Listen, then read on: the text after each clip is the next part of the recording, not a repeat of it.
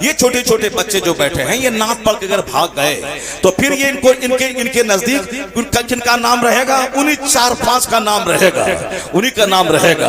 یہ صاحب فلاں اتراکھنڈی ہیں، یہ فلاں بہاری تھے، یہ فلاں کلکتوی تھے، یہ فلاں صاحب فلاں جگہ کہتے، یہی لے گا۔ اس کو معلوم نہیں ہوگا مفتی اعظم ہند کون تھے، تاج الشریعہ کون تھے، اعلیٰ حضرت کون تھے، قاری علاؤدین سنبھلی کون تھے، اس کو معلوم نہیں ہوگا۔ اس لیے اپنے بچوں کو بتا دے کہ تمہارا رہبر اور رہنما یہ علماء ہے، اور ان کی عزت کرو، ان کی بات سنو، تاکہ جب قدم ڈگمگانے لگے ان کی ہدایت تمہیں راست دکھائے۔ آج کل کی نعت کیا ہے، وہ گانے بجانے کے طرز پہ لوگ نعت پڑھتے ہیں تو لوگوں کو عشق رسول تو کم آتا ہے، گانے کی طرف دھیان زیادہ چلا جاتا ہے۔ یہ ہمارے نئے نئے چھوکرے جو بیٹھے رہتے ہیں بچے ہمارے، یہ بچے کا اسی دھن پہ نظر چلی جاتی ہے اور وہ ان کی کمر ہلنے لگتی ہے۔ پھر وہ رسول پاک سرکار کی محبت، مدینہ جانا، نماز پڑھنا، داڑھی رکھنا، حضور کی محبت میں آنسو بہانا کچھ نہیں، صرف مزہ لینا ہے۔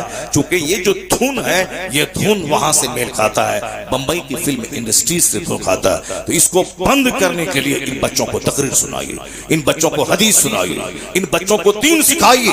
اگر بچپن کی ایک بات دماغ میں بیٹھ گئی تو 40 سال تک وہ بچہ اس بات کو بھولتا نہیں ہے۔ ہم لوگ بھی بچپن میں جو خطاب سنے ہیں، 12 کلومیٹر دور پیدل چل کے تقریر سننے جاتے تھے ہم لوگ بچپن میں۔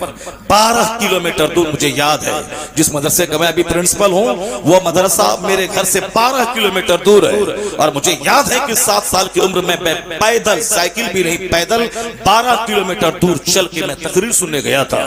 اس وقت نہ میرے باپ نے کبھی سوچا ہوگا، نہ میرے دماغ کے کسی حاشیے میں ہوگا کہ جہاں تقریر سننے آیا ہوں ایک وقت آئے گا اس مدرسے کا میں پرنسپل بن جاؤں گا، اس مدرسے کا میں گارجین اور سرپرست بن جاؤں گا، یہ کبھی سوچا تک نہ ہوگا۔ مگر اسی مدرسے میں 12 کلومیٹر دور چل کے وہاں ہی اس کی کیا تخصیص ہے وہ تو ایک بات میں نے کہہ دی۔ بے شمار جلسے، 10 کلومیٹر، 8 کلومیٹر، 5 کلومیٹر، 6 سال کی عمر میں، 7 سال کی عمر میں، 8 سال کی عمر میں ہم لوگوں نے جلسے سنے ہیں، بہت جلسے گئے۔ ابھی بھی دماغ میں وہ منظر یاد ہے کہ کیسے میں کھیت سے گیا ہوں، کیسے نہر سے گزار کے گیا ہوں، کیسے ندی میں پانی سے گزر کے میں گیا ہوں، وہ ساری باتیں دماغ میں ہیں۔ تب آج وہ ساری باتیں آج دماغ میں رہتی ہیں، ان باتوں کو بولا جاتا ہے۔ یہ چھوٹے چھوٹے بچے جو بیٹھے ہیں یہ نعت پڑھ کے اگر بھاگ گئے تو پھر یہ ان کے نزدیک جن کا نام رہے گا انہی 4-5 کا نام رہے گا، انہی کا نام رہے گا۔ یہ صاحب فلاں اتراکھنڈی ہیں، یہ فلاں بہاری تھے، یہ فلاں کلکتوی تھے، یہ فلاں صاحب فلاں جگہ کہتے، یہی لے گا۔ اس کو معلوم نہیں ہوگا مفتی اعظم ہند کون تھے، تاج الشریعہ کون تھے، اعلیٰ حضرت کون تھے، قاری علاؤدین سنبھلی کون تھے، اس کو معلوم نہیں ہوگا۔ اس لیے اپنے بچوں کو بتا دے کہ تمہارا رہبر اور رہنما یہ علماء ہے، اور ان کی عزت کرو، ان کی بات سنو، تاکہ جب قدم ڈگمگانے لگے ان کی ہدایت تمہیں راست دکھائے۔ نعرہ تکبیر، نعرہ رسالت۔ اب سنیں بابا جو میں کہہ رہا ہوں، حضور نے کیا کہا، الرجل علی دین خلیلہ، a man is on the religion of his friend۔ آدمی اپنے دوست کے مذہب پر ہوتا ہے۔ So watch, see, look at، دیکھ لو کہ تو دوستی کس سے کر رہا ہے۔ ایسا نہیں کہ مفاد ہے زمین جگہ کا، بزنس کا، کاروبار کا تو دوستی کر رہے ہیں، دین ایمان سب لوٹ جائے گا۔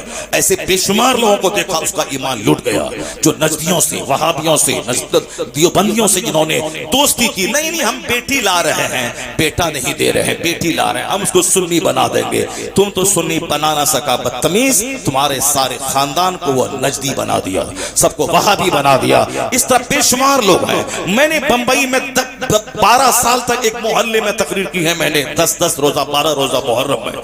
ایک آدمی ایک غیر مقلد سے اپنی بیٹی کا رشتہ کر چکا تھا، اتفاق سے اس تقریر کی ٹاپک چونکہ ایک ہی اسٹیج ہے، 12 دن بولنا ہے، وہی ایک سامعین ہے، مگر دماغ میں بات آئی، عقیدے پہ میں نے خطاب کیا۔ میں نے کہا ہمارے بزرگوں نے ان کی گستاخی کی وجہ سے ان پر فتوی کفر دیا، اور یہ اسلام کا سے ان کا رشتہ نکل گیا۔ اگر تم نے ان کے گھر میں شادی بیاہ کیا سمجھ لو کہ شادی ہی نہیں ہوگی، چونکہ جو مصطفیٰ کی توہین کر کے مرتد ہو گیا اس کا رشتہ کسی سے نہیں ہوگا۔ جب شادی ہی نہیں ہوگی تو زنا خالص کے بعد جو بچے پیدا ہوں گے ولد الحرام ولد الزنا، یہ جملہ اس قدر تیر کی طرح اس کے سینے پہ لگ گیا لڑکی کے باپ کے، منگنی ہونے کے باوجود اس نے رشتہ کو توڑ دیا، نہیں ہوگا رشتہ، اپنی بیٹی کو میں زنا کرنے کے لیے کسی گستاخ رسول کے گھر میں نہیں بھیجوں گا۔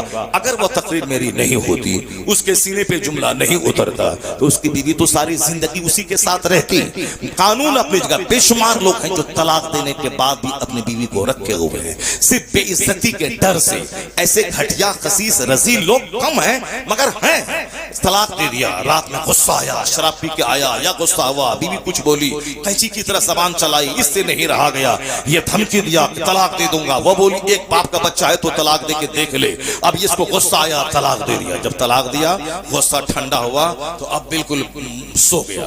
اس کے بعد جب اٹھا تو رونا دھونا شروع کیا، کیا کرے ایسا ہو گیا، تو اب بیوی الگ رو رہی ہے، الگ رو رہا ہے۔ اب کمپرمائز کر لیا کہ چلو ہٹاؤ، مفتی کے پاس مت بولنا، کہنا کہ وہ ایک ہی طلاق ہوئی ہے۔ طلاق دیا 3 4 5، بولا کہ ایک دی، حضرت ایک دیا ہے، کیا ہوا؟ مفتی صاحب نے فتویٰ دی تھا، ٹھیک ہے ایک طلاق ہوئی ہے، دونوں آپس میں مل لو، کوئی خاص بات نہیں ہے۔ اب البتہ اگر جب بھی 2 طلاق دے گا، یہ بھی اس میں ایڈ ہو کر کے 3 طلاق ہو جائے گی۔ اب کبھی اس طرح کی جملے مت بولنا، دیا تھا 3، یہاں جھوٹ بولا 1۔ اب وہ دیا تھا ہوش و حواس میں آ کے بولا کہ بالکل وہ پاگل ہو گیا تھا شراب کے نشے میں۔ شراب کے نشے میں ماں کو کیوں نہیں طلاق دیا؟ شراب کے نشے میں چچی کو کیوں نہیں طلاق دیا؟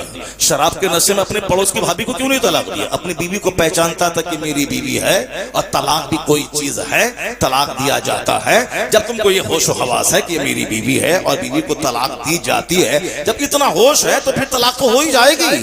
وہ تو اس نشے میں جب بیوی اور ماں کا فرق مٹ جائے، آدمی کی عقل معاف ہو جائے، اب ہوش و حواس ختم ہو جائے، اس حالت میں جو اپنی بیوی کو طلاق دیا، کوٹے کو طلاق نہیں دیا، ماں کو طلاق نہیں دیا، اس کا مطلب ہے دماغ ہے، جھوٹ بولا، حضرت سے فتویٰ لے لیا، اب آرام سے رہ۔ اب بتائیے کہ وہ عورت تو نکاح سے نکل گئی، اب تو اس کے بعد جو 4 5 بچے وہ کیا ہوگا اس کا؟ سب ولد الزنا ولد الحرام۔ اور ولد الزنا بچوں کی پہچان کیا ہے معلوم ہے؟ اس کی پہچان ہے کہ اب ان کے پاس ڈسپلین نہیں رہے گا، ادب نہیں رہے گا، نہ جلسے کا ادب، نہ مسجد کا ادب، نہ مولانا کا ادب، نہ پیر کا ادب، نہ ماں باپ کا ادب، نہ دینی درسگاہوں کا ادب۔ بے ادب کوئی نظر آ جائے، سمجھ لیں کہ ضرور بنیاد میں خطا ہے۔ چونکہ ڈسپلین کا نہ ہونا، اور آج کل دیکھ سکتے ہیں ماں باپ کو آنکھ دکھلانا، ماں کو مارنا، ساس اور سسر کی غلامی کرنا، سالی کو اپی اور باجی کہنا، اپنی بہن کو پھولے سے فون تک نہیں کرنا، اپنے بھائی سے دشمنی ہے، ایک بالشت زمین کے لیے مار دھاڑ کاٹ تلوار نکالنا ہے۔ اور صاحب وہ بھائی جو سالہ ہے، بھائی جان بھائی جان بھائی جان، اپنے بھائی کو بڈھا کہنا، اس کو صاحب اس کا نام بگاڑ کے بولنا، اور وہاں بھائی جان جس زمین سے پیدا ہوا، جس پیٹ سے پیدا ہوا، جو 9 مہینہ پیٹ میں رکھی، 2 سال خونے جگر پلائی، 12 سال نرس کی طرح کپڑے دھو کے تیرے پاخانے پیشاب والے کپڑے کو دھوئی، یہ سارے احسانات ہو گئے ختم۔ صرف ایک لڑکی کا منہ دیکھا، منہ تھوڑا اچھا تھا تو اس کے منہ کی وجہ سے اس کے ماں سے بھی پیار ہو گیا، اس کی بہن سے پیار ہو گیا، اب وہ امی جان ہو گئی اور ابا جان ہو گئے، اب سالہ بھائی جان ہو گئے، اور اپنا جو بھائی گود میں کھلایا تھا اس کا کیا ہو گیا؟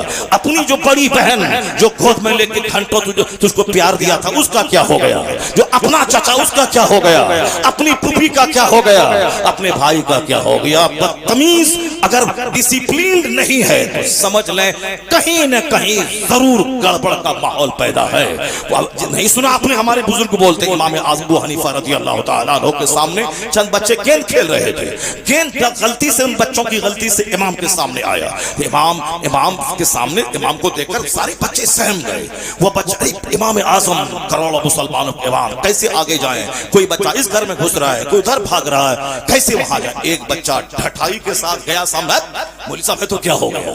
ڈھٹائی کے ساتھ گیا، گیند لیا اور اپنا کھیلنے لگا۔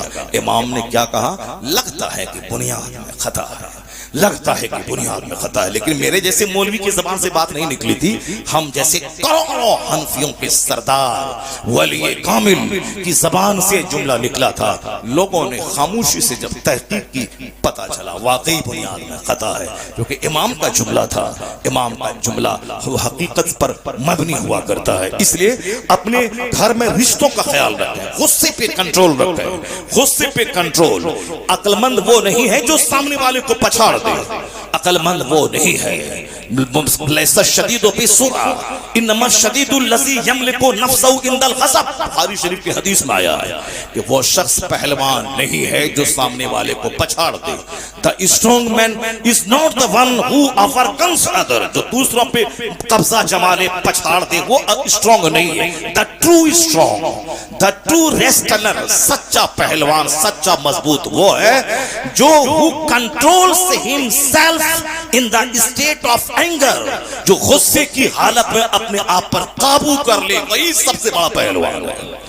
वही है सबसे बड़ा पहलवान जो गुस्से के वक्त में अपने आप पर काबू कर ले, वही असल में पहलवान, वही रेस्लर है, वही बहादुर है, वही ब्रेव है, वही स्ट्रॉन्ग है। और आजकल जो कि हर आदमी कमजोर है, कमजोर ग़िज़ा, कमजोर माहौल, कमजोर सराउंडिंग्स, कमजोर इन्वायरमेंट, कमजोर दोस्त, इसीलिए सबके पास गुस्सा ज्यादा है और वह गंभीरता कम है, सबको गुस्सा आता है। जब आप सामने वाले के पास जाएं, उससे कोई मतलब आपका नहीं है तो गुस्से से बात करेगा। अगर वो 10% आपसे कमाएगा तो वो नॉर्मल हो जाएगा। ये सब दुनियादार किस्म के लोग, वो अखलाक कुछ नहीं है, सिर्फ पैसे को महत्व देता है। आप किसी से फोन करें, कौन बोल रहा है, अगर मतलब नहीं है तो गुस्से से बात करेगा, और अगर पता चला ये मतलब है इससे तो हाँ नहीं पहचाना आपको, नहीं पहचाना आपको, अस्सलाम वालेकुम, वालेकुम अस्सलाम। ये कमजोरों की कहानी है। वो ऐसा नहीं कि पहचान लिया तब अब नॉर्मल हो गए, वो बाअखलाक नहीं। बाअखलाक वो है जिसका अखलाक सबके साथ हो, जिसका अखलाक हर हाल में अखलाक उसका हो। ये बदअखलाकी, ये बेहयाई, ये बदतमीजी बताती है कि समाज में नाजायज मकान और गाड़ी देखेगा तो कुत्ते की मौत मरनी पड़ेगी, क्योंकि गाड़ी की कोई हद नहीं है। गाड़ी 4 लाख की आल्टो भी है, और 40 लाख की फॉर्च्यूनर भी है, और 40 करोड़ की ऊडी कंपनी की कार भी है, और 200 करोड़ की अमेरिकन कंपनी की कार भी है।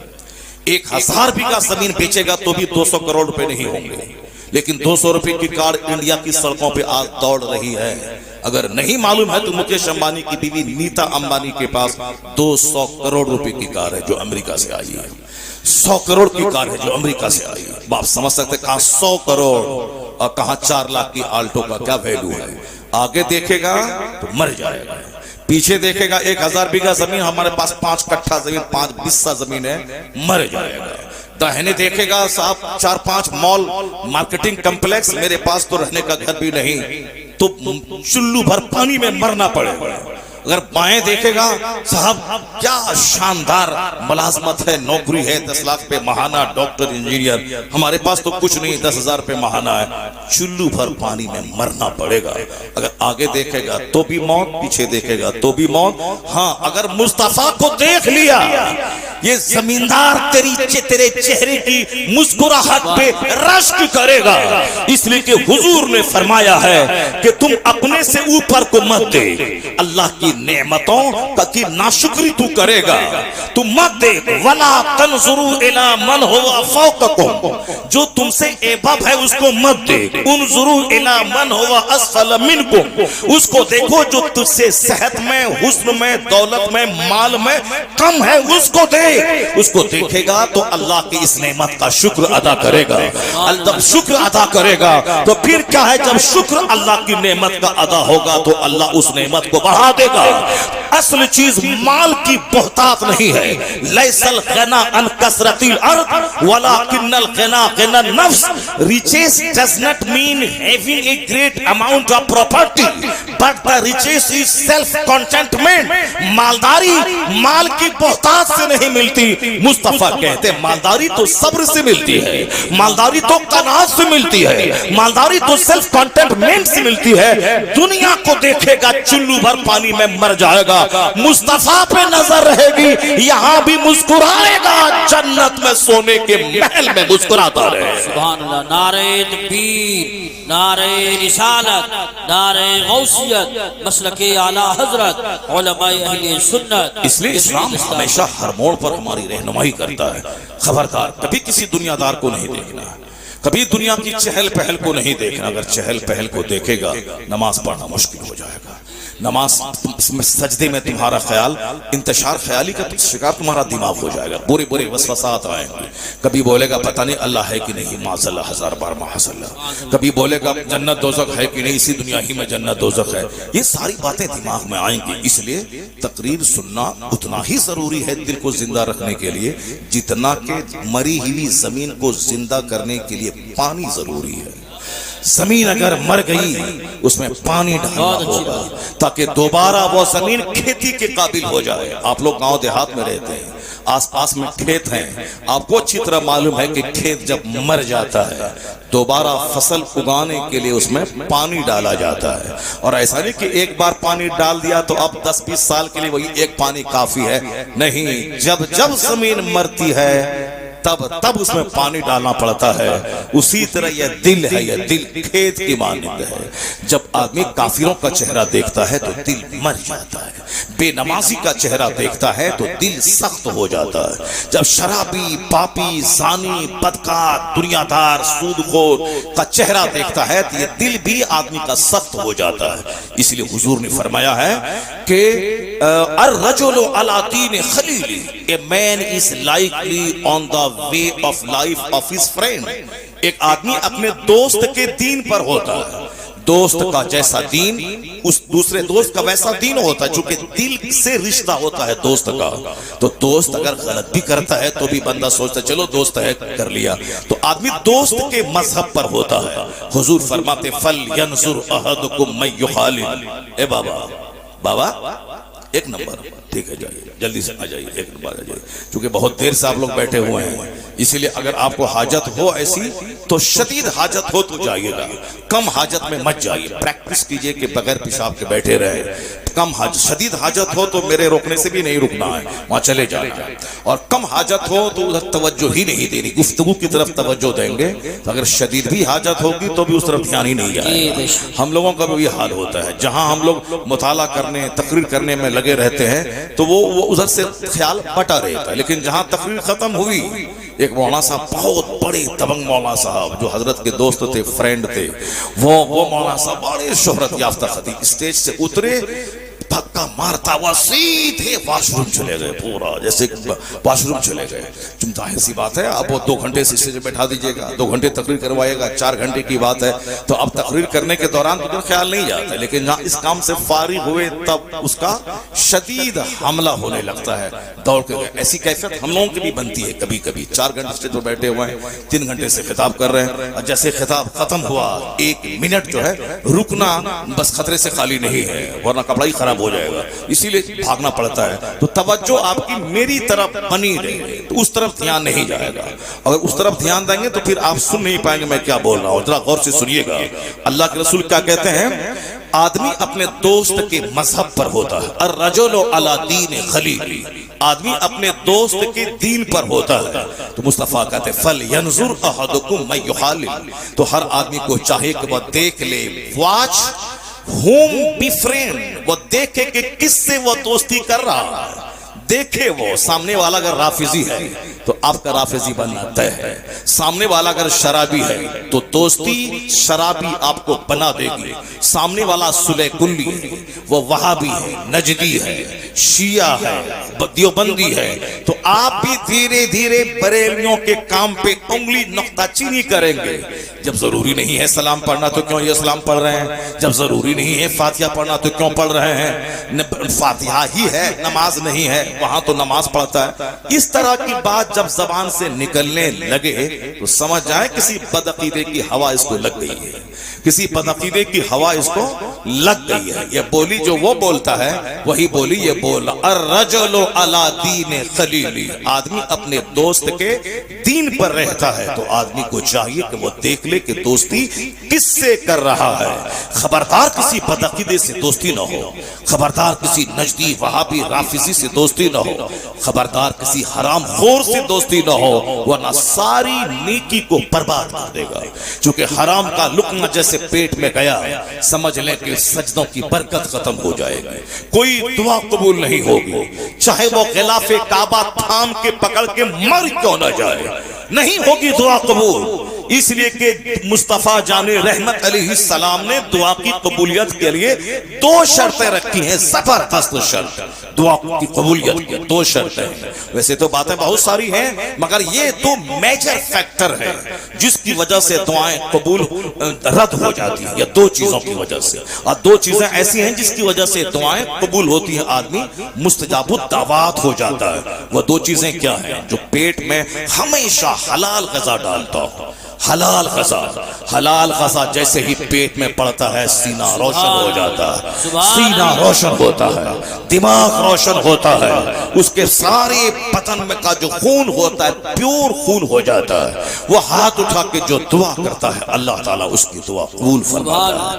دعا کی قبولیت کے لیے حلال غذا شرط ہے، اور جو حرام پیٹ میں ڈالتا ہے 40 دن تک سمجھ لیں اس کی کوئی دعا قبول نہیں ہوتی۔ شراب کی ایک بوند اندر گئی 40 دن تک نہ کوئی سجدہ قبول ہوگا، نہ دعا قبول ہوگی جب تک کہ وہ سچی توبہ نہ کر لے۔ اسی حالت میں اگر مر گیا تو جنت کی خوشبو اس کے لیے حرام ہو جائے گی۔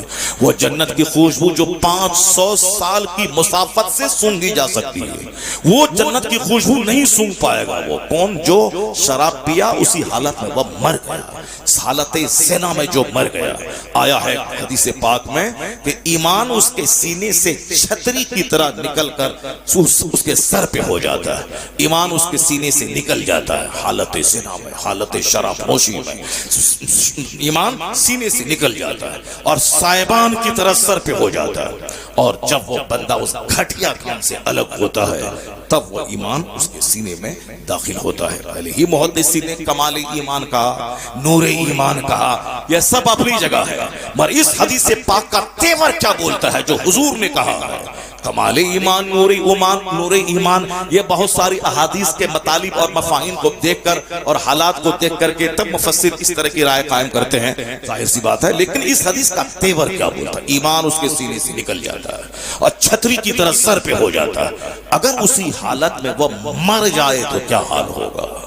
اگر اسی حالت میں جبکہ ایمان کا نور سینے سے نکل کے چھتری کی طرح ہو گیا ہے، اسی حالت میں وہ مر جائے تو کیا ہوتا ہے؟ اور آج کل اس زمانے میں اس طرح کی موتیں کثرت سے ہو رہی ہیں۔ ایک میرا دوست تھا، وہ دوست بتایا کہ حضرت اے بابا، بابا کہاں؟ 1 نمبر بڑا مسئلہ ہے، اسی لیے تو میں ہمیشہ کہتا ہوں بھائی تقریر 10 بجے کرواؤ، 10 سے لے کے 12 2 گھنٹے کی تقریر کرواؤ، اور 2 گھنٹے میں 10 حدیث سنا دوں گا، میں قرآن پاک کی 2-4 آیتیں سناؤں گا تاکہ آنے والی نسلوں کے لیے روشنی کا سامان ہو جائے۔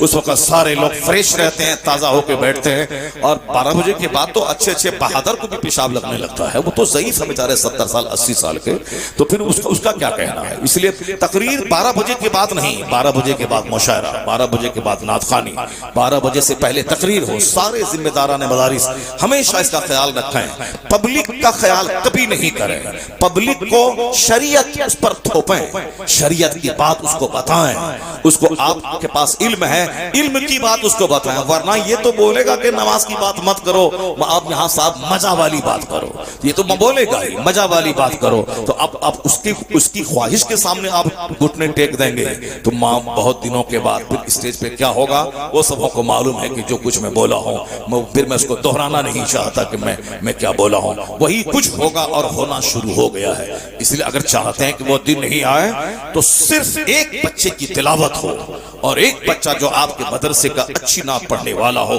اس سے ایک اچھی نعت پڑھوا لے، اس کے بعد تقریر ہو 2-2.5 گھنٹے کی، پھر اس کے بعد ایک نعت ہو، پھر اگر لوگ چاہیں تو تقریر ہو، ورنہ ہمیں زیادہ تقریر کی بھی ضرورت نہیں ہے، ہر مجلس میں صرف ایک تقریر 2 گھنٹے کی ہو جائے۔ اور یہی بمبئی میں ہو رہا ہے، یہی گجرات میں ہو رہا ہے، یہی اور سارے راجستھان کے مختلف علاقوں میں یہ ہے، برکتیں ہیں اس کی۔ ایک تقریر ہوئی سال بھر لوگ اس کو یاد رکھتے ہیں، چائے پان کی دکان پہ تبصرہ کرتے ہیں، مولانا صاحب نے یہ کہا تھا، مولانا صاحب نے یہ حدیث پڑھی تھی، لوگ اپنی بیوی کے سب بچوں کے ساتھ اپنے گھر میں تبصرہ کرتے ہیں، مولانا صاحب نے ایک حدیث پڑھی تھی، اس حدیث پر ہم لوگوں کو عمل کرنا چاہیے۔ تو ایک حدیث پڑھی گئی سال بھر بچوں کو اور گھر کے گارجین کو معلوم، اور یہاں جہاں 5-10 تقریریں ہو جائیں گی اور نعت 70% ہو جائیں گی تو تقریر تو دب جائے گی، اسٹیج کے مولانا صاحب کو بھی یاد نہیں رہے گا کہ حضرت نے کون سی تلاوت آیت کی تلاوت کی تھی، وہاں تو ساری توجہ نعت پر چلی جائے گی۔ اس لیے ہمیشہ